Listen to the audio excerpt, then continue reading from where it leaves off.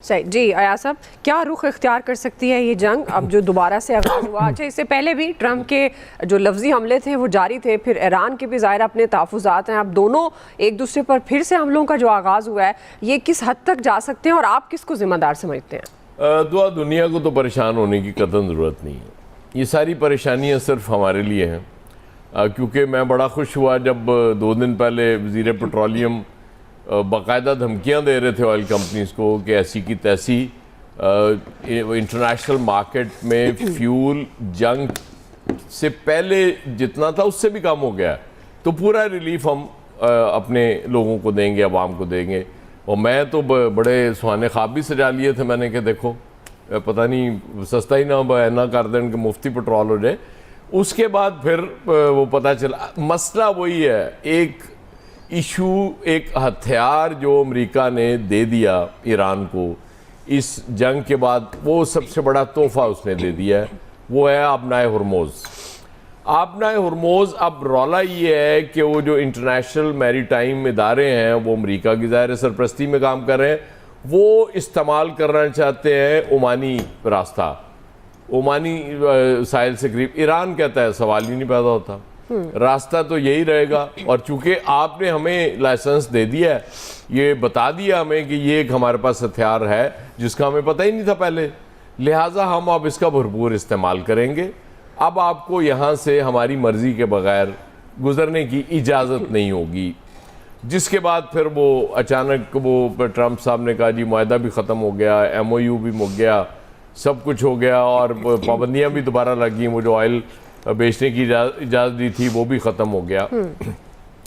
ईरानियों को भी समझ आ गई हुई है कि ट्रंप साहब अब किस हद तक जा सकते हैं, उससे आगे वो नहीं जा सकते। इसी तरह की होगी कि जी 80 मकामात को निशाना बना लिया, 90 को बना लिया, ये कर लिया, वो कर लिया, और ये कहेंगे जी हमने उनके मफादात को, उनके अड्डों को निशाना बना दिया और ज़्यादा शिद्दत से निशाना बनाएंगे, नेक्स्ट टाइम आप करेंगे। ये मामलात इसी तरह चलते रहेंगे। वो बिल्कुल आमिर ठीक कह रहे हैं कि कोई फुल फ्लेजेड वॉर मुझे भी नज़र नहीं आ रही कि इस पे होने जा रही है, क्योंकि ट्रंप साहब की धमकियां देते देते अचानक वो कहते हैं कि वो नहीं राब्ता कर लिया ईरान की क़यादत ने, वो मुआहदा चाह रहे हैं हमसे।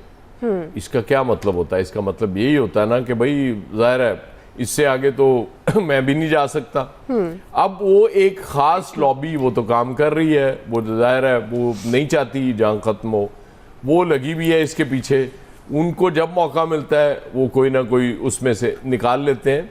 लेकिन ज़ाहिर है हमने जो एफ़र्ट की, बड़ी सिंसियर एफ़र्ट थी इनको ला के मुज़ाकरात की मेज़ पे बिठाना। और आप एक बात जहन में रखें कि इस बार फिर नेक्स्ट राउंड ऑफ टॉक्स की बात हो रही थी इस्लामाबाद में। तो जब इस्लामाबाद में राउंड ऑफ टॉक्स की बात होगी तो फिर आप समझ सकती हैं कि उसके लिए बहुत से लोगों का, बहुत से मुल्कों का वो दिल जल जाता है। वो कहते हैं कि ये तो पहले ही बहुत पाकिस्तान ने इसमें नेकनामी कमा ली है, और मज़ीद अगर एक और इजलास यहाँ होता है तो ज़ाहिर है वो तो फिर बड़ा मसला हो जाएगा। तो वो भी एफर्ट्स अपनी जगह मौजूद होती हैं। फिर ज़ाहिर है एक सुहाना, वो डरावना ख्वाब मुसलसल वो डोनाल्ड ट्रंप को आता है, वो जो मिड टर्म इलेक्शन होने हैं, वो चाहते हैं कि उसमें कोई ऐसी बारगेन उनको मिल जाए कि वो अपनी कौम को ये सौदा बेच सकें कि देखें इससे बेहतर मैं कर नहीं सकता था। जो बार बार वो कहते हैं कि जी हमने एटमी प्रोग्राम भी ख़त्म कर दिया, रिवायती फ़ौज भी उनकी ख़त्म कर दी, एयरफोर्स भी कर दी, ईरान के पास तो रहा ही कुछ नहीं ना, अब तो हम सब कुछ कर चुके हैं। इसके बावजूद आपको ज़ाहिर है फिर मुज़ाकरात की मेज़ पे आना है जी। इसी तरह पासदाराने इनकलाब को भी अब थोड़ा सा तहम्मुल से काम लेने की ज़रूरत है। आप ऑलरेडी, आपकी विक्ट्री हो चुकी है, आपको इसमें बिल्कुल परेशान होने की ज़रूरत नहीं है। आपने दुनिया की जो वाहिद सुपर पावर क्लेम था उसको भी काफ़ी हद तक डेंट डाल दिया है, उसको भी डैमेज कर दिया है, उस इमेज को भी। तो मेरे ख्याल इससे बड़ी विक्ट्री और हो नहीं सकती थी। और दूसरा, जब तक मुआहदा नहीं हो जाता जी, ये अमेरिका और बाकी मुल्कों को भी सोचना चाहिए कि उस वक्त तक अगर वहाँ से गुजर रही है वो जहाज गुजर रहे हैं तिजारती, तो ईरान की इजाज़त से गुजर जाए, क्या फ़र्क पड़ जाएगा? सही। वो रोक थोड़ी रहे हैं कि जी नहीं आप यहाँ से नहीं गुजर सकते। तो मेरा ख्याल है कि दोनों को थोड़ा सब पीछे हटना पड़ेगा। ठीक। फिर वरना तो बात तो ऐसे चलती रहेगी ते भुगतना तानू सानू पड़ना है, सही। पेट्रोल साडा फिर महंगा हो सही जाएगा। जी। फैसल साहब कौन जिम्मेदार है? और जिस तरह से बात हो रही है कि फ्यूचर में नहीं देख रहे कि ये जंग बढ़ती नज़र आ रही है, जाहिर है, अब लेकिन ये जो अफरा तफरी की सिचुएशन है इस वक्त, एक दूसरे पर हमले हैं, ये भी क्लेम हो रहा है कि वो कह रहे हैं कि 90 अहदाफ निशाना बनाए, 14 अफराद ईरानी वज़ीर सेहत ने भी कहा शहीद हुए हैं। तो ये अफरा तफरी क्या मुआशी तौर पर फिर दुनिया को परेशान कर सकती है? नहीं, दुनिया तो परेशान हो रही है ना, उसके असरात तो आ रहे हैं। आलमी मार्केट में जो है वो तेल की कीमतें बढ़ गई। अब ये अलग बात है कि आज से वो कीमतें गिरना शुरू हुई हैं ट्रम्प साहब के बयान के बाद। आपके पाकिस्तान में जो है वो स्टॉक मार्केट 2 दिन से गिरी हुई है, कल तो बहुत ज़्यादा जो गिर गई थी, कम हो बेश 4000 पॉइंट। अब मसला ये है कि ज़िम्मेदार तो दोनों हैं, कम और ज़्यादा पे डिबेट हो सकती है, कम कौन है और ज़्यादा कौन है। बात वही है कि ईरान जो है वो हर सतह पे ये जंग जो है वो जीता है, तो उसको क्यों ऐसी वो काम, उसको ज़्यादा ज़िम्मेदारी का मुजाहरा करना चाहिए, उसको ऐसे अमल से गुरेज करना चाहिए कि उसकी जो फतह है वो शिकस्त में जो है वो तब्दील हो जाए। देखिए, अमेरिका शिकस्त खुर्दा भी है और ज़ख्मी भी है, तो उसका जो नफसियाती दबाव है उसका तो असरात आने ही आने ना। जब ट्रम्प इतनी आसानी से शिकस्त तस्लीम कैसे जो है वो कर सकता है। फिर सोने पे सुहागा जो खामनेई साहब की जो आखिरी रसूमात हैं उसके इज्तिमात में जो ईरानी अवाम की शिरकत है वो तो एक नाकाबिले यकीन मनाजिर है ना, कितनी बड़ी तादाद में लोग शरीक हो रहे हैं कि वो ट्रम्प को भी कहना पड़ गया कि लोग खामनेई साहब से मोहब्बत करते थे और हमारे पास जो है वो इनके हवाले से जो है वो गलत इंफॉर्मेशन थी।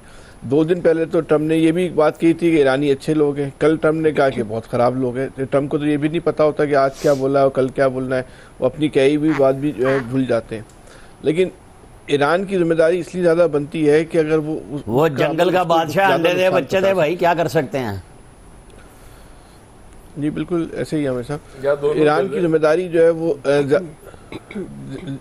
ईरान की जिम्मेदारी इसलिए भी ज़्यादा बनती है कि उसके पास जो है ना एक फतह की जो है उसके सीने पे तमगा लग चुका है, तो क्यों ऐसा काम कर रहा है जिससे उसका जो है वो तमगा दोबारा छीन के ले जाए। अमेरिका की तो पूरी कोशिश होगी कि वो जंग जो है वो टेबल पे हार गया है, जो जंग के मैदानों में हार गया है, उसको दोबारा अपने हक में बदले। क्योंकि अमरीकी मीडिया, अमरीकी सियासतदान, अमरीकी जो थिंक टैंक्स हैं वो ट्रम्प को खुल्लम खुल्ला जो है तनकीद का निशाना बना रहे हैं और वो कह रहे हैं कि अमेरिका को इस जंग में जो है वो नाकामी हुई है। वो बहुत कुछ लेने गया था लेकिन बहुत कुछ जो है वो ईरान को जो है वो देकर आ रहा है। और फिर ईरान जो है एक अस्करी कुव्वत के तौर पे भी सामने आ गया।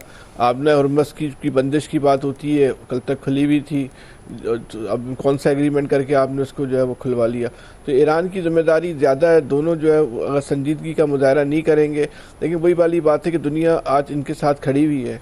दुनिया इस कोशिश में है कि ये जंग रुक जाए, ये जंग जो है आगे नहीं बढ़े। अच्छा, जंग होनी भी नहीं है, ऐसी हल्की फुल्की कहते हैं ना, हल्की फुल्की मौसीकी वही होती रहेगी। लेकिन हल्की फुल्की मौसीकी भी जो है दुनिया के लिए बड़ी ख़तरनाक हो चुकी है ना। ये 2 दिन के अंदर जो कुछ हुआ उसकी लपेट में फिर पूरी दुनिया जो है वो आ गई।